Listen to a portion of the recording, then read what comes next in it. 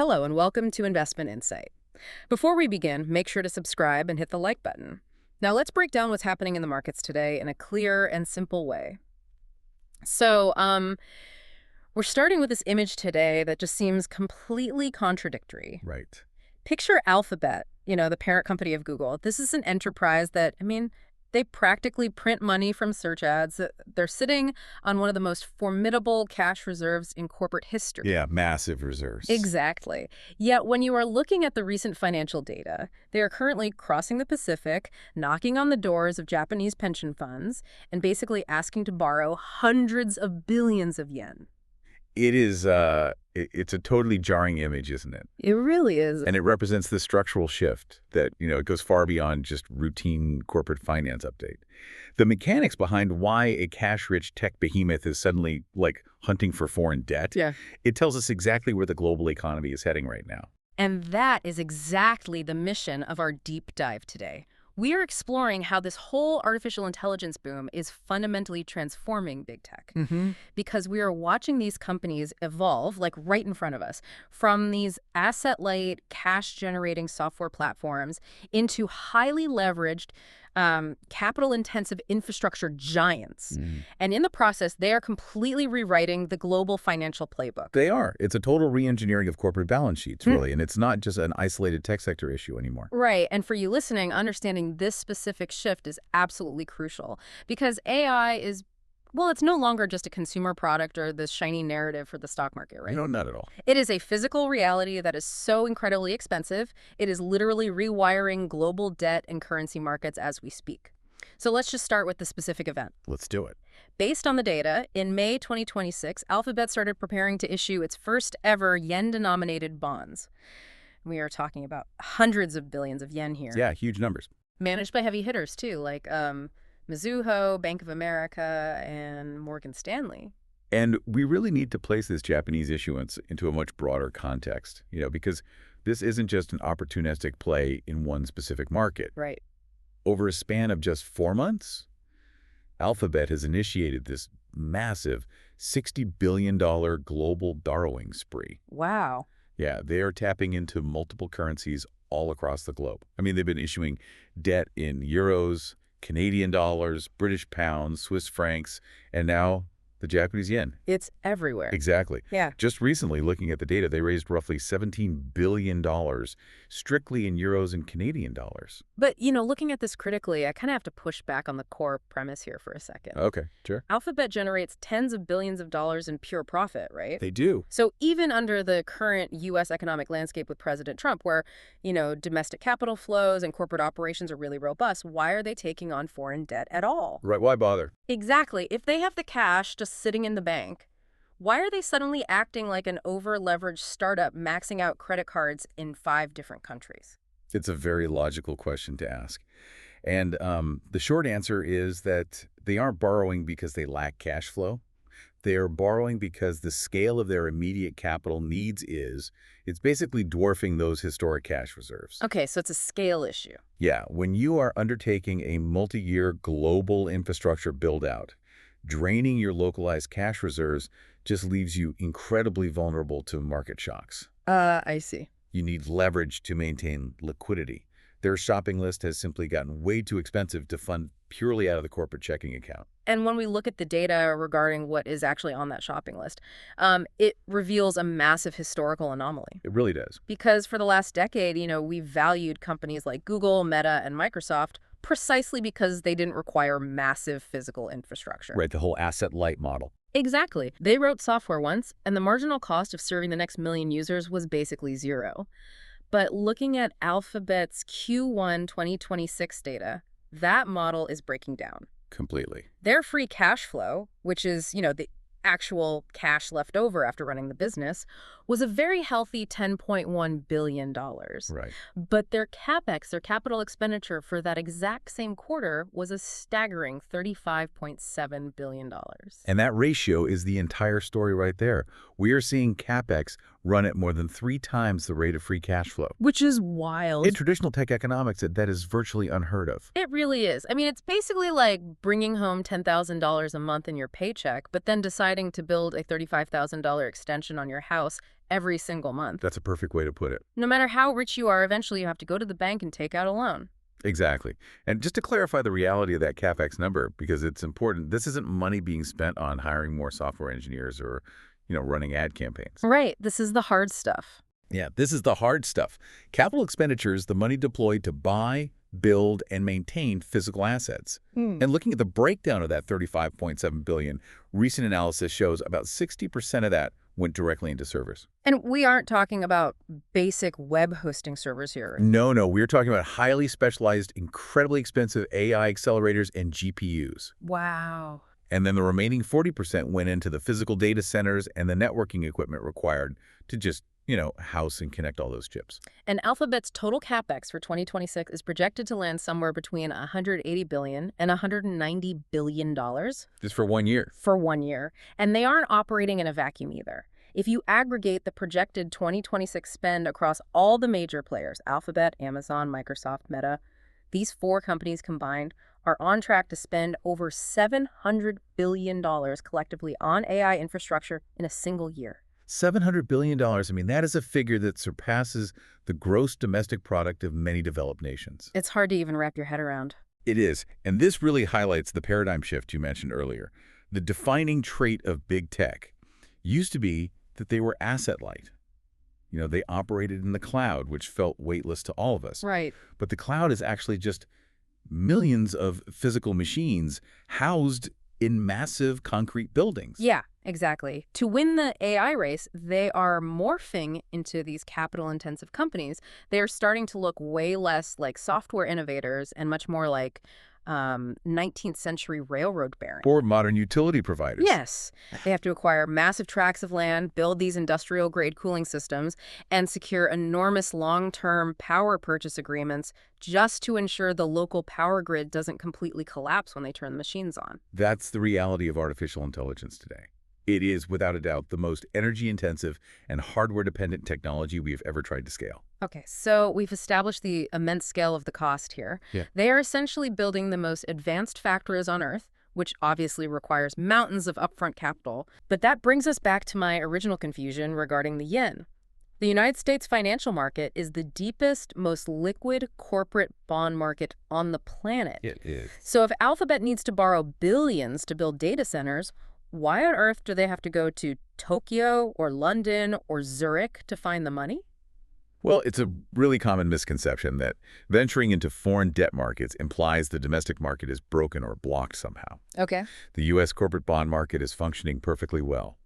The real issue is that there's a massive traffic jam of corporate issuance happening right now. Just too many companies are asking for money at the exact same time? Precisely. You have Alphabet, Meta, Microsoft, and Amazon all trying to fund identical AI ambitions simultaneously. Wow. Recent analysis points out that on a single day, just May 11th, 12 different companies issued $180 billion in debt in the U.S. market. On one day. One day. And just Meta and Alphabet alone have issued around $110 billion this year strictly to fund AI. Okay, so it's an issue of crowding out the market, because even with massive institutional investors in the U.S., there is a limit to how much Alphabet debt any single fund wants to hold in their portfolio. Exactly. It's like if you keep asking the exact same rich uncle for a loan every single month, eventually he's going to get tired of it and charge you a higher interest rate. Right. You just have to go find new uncles.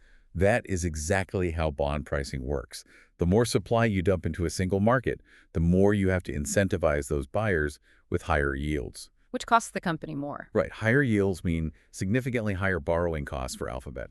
So to avoid driving up their own interest rates at home, they basically have to open up entirely new pipelines of capital. Which makes the Japanese market highly attractive right now. But what specifically makes a Japanese pension fund or like a life insurer so eager to hand over billions of yen to a California tech company? It comes down to the structural realities of the Japanese financial system.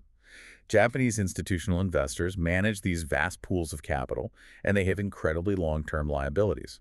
Okay. Think of a pension fund that needs to guarantee payouts for the next 30 or 40 years. They need stability. Exactly.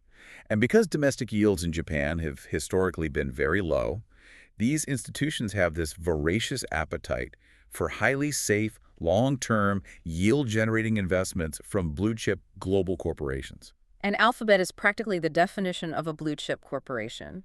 The data indicates they are offering these yen-denominated bonds with maturities ranging from 3 years all the way up to 40 years. Yes, a 40-year bond is a perfect match for a Japanese life insurer's long-term obligations. By tapping into Japan, Alphabet secures reliable, locked-in funding from an entirely different pool of capital. Yeah, it makes a lot of sense. It prevents them from saturating their U.S. investor base, and it keeps their overall global borrowing costs manageable. Man, it is a brilliant corporate finance maneuver. But whenever a company takes on this magnitude of debt to fund, an unproven technology cycle, the risk profile changes entirely. Oh, absolutely. I want to look at how this massive multi-currency borrowing spree actually impacts the everyday person holding big tech stocks in their retirement account, or the institutions buying these bonds. Let's tackle the equity side first.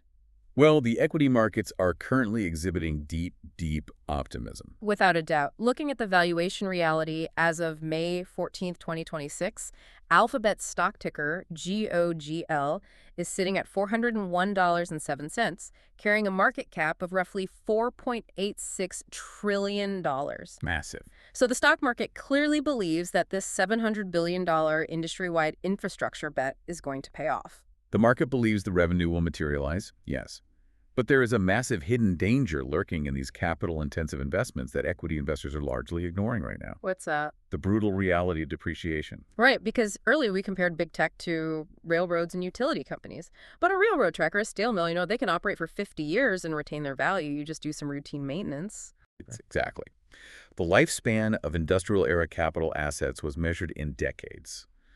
But the lifespan of a cutting-edge AI server or a specialized GPU, it's measured in months. Yikes. The technology is evolving so rapidly that the incredibly expensive hardware Alphabet is installing today will likely be entirely obsolete or at least highly inefficient in just 3 to 4 years. Wait, really? So they are taking out 40-year loans in Japan to purchase equipment that effectively decays in 36 months? That is the core risk. In accounting, when you buy a physical asset, you have to write down its loss of value over time through depreciation. Because these AI chips have such a violently short life cycle, the depreciation costs are going to be astronomical. Wow. If AI doesn't start generating massive tangible profit margins very quickly, the sheer cost of constantly replacing and upgrading this depreciating equipment will severely erode their earnings. And that erosion hits the stock price directly. We already noted that big tech's collective free cash flow is hitting a 10-year low due to this CapEx burden. And historically, a major driver of tech stock growth was their ability to use excess cash to buy back their own shares. Stock buybacks reduce the supply of shares on the market, mechanically boosting the price of the ones that remain. That's been the playbook for years. But if every spare dollar is being funneled into data centers, GPUs, and, servicing yen-denominated debt, the era of endless stock buybacks might be coming to a close. Which means stock investors are making a highly leveraged bet. You are betting that AI revenue scales faster than the gravitational pull of debt and hardware depreciation. That paints a really clear picture of the risk for the stock market. But what about the bond investors? If I am an institution lending Alphabet money and their chance of actual bankruptcy is essentially zero, what is my risk? Well, looking at the data, the primary threat to bondholders right now isn't credit risk. It's supply risk, which directly affects credit spreads and the secondary value of those bonds. Can you explain the mechanism of that supply risk for anyone who doesn't trade fixed income? Why does an Alphabet bond drop in value just because they issue more debt? Sure, let's use a straightforward fixed income analogy. Imagine you lock your money into a 5-year certificate of deposit, a CD, at your local bank, and it pays a 4% yield. You are guaranteed that 4%. Okay, got it. But next month, the bank desperately needs more capital. So they start offering new customers a CD that pays 6%. Right. So my 4% CD is suddenly a lot less attractive. Exactly. If you tried to sell your 4% CD to another investor, they wouldn't pay you full price for it because they could just walk into the bank and get a new one paying 6%. Makes sense. You would have to sell yours at a discount to make the math work for the buyer. Right. And that is exactly what happens in the bond market. If Alphabet constantly floods the market with new debt to fund AI, they will eventually have to offer slightly higher yields to attract buyers. Okay. When that happens, the value of the older, lower-yielding bonds drops on the open market. Oh, I see. It's like paying full price for a TV, only to see a much better model go on sale the very next day. That's a great way to think about it. So even if Alphabet pays you back in full at the end of the 10 or 40 years, if you need to sell that bond before it matures, you are taking a loss. Precisely. Your bond loses relative value because the market is saturated with newer, better yielding options from the exact same issuer. Right. And the most concerning part is that this isn't just isolated to Alphabet. We're looking at a scenario where Amazon, Microsoft, Meta, and Oracle are all engaged in the exact same infrastructure arms race. Everyone is doing it. This creates what we call systemic herd risk across the entire financial sector. Herd risk because all the major players are moving in lockstep, basically placing the exact same capital-intensive bet at the exact same time. Yes. An institutional investor might look at their portfolio and think, hey, I am well diversified because I hold bonds from 5 different highly profitable tech companies. Right, it looks safe on paper. But the reality is they have taken on one massive, highly concentrated bet on the AI infrastructure cycle. If the AI revenue models stumble, or if the technological transition takes longer than anticipated, that entire sector of the credit market will suffer a repricing simultaneously. Man, that is a staggering realization. When we step back and aggregate all of this, the $700 billion in capital expenditure, the drastic shift from software development to heavy industrial infrastructure, the maneuvering through Japanese, European, and Canadian debt markets, it completely changes how we need to view this technology. It really does. The most vital takeaway from analyzing all this data is that artificial intelligence has fundamentally breached the boundaries of the tech sector. Yeah. It is no longer just a growth narrative for Silicon Valley. It has become the dominant macroeconomic story of the decade. Because the sheer weight of the capital required to build it is so immense. Exactly. AI is now a global credit, interest rate, and currency story.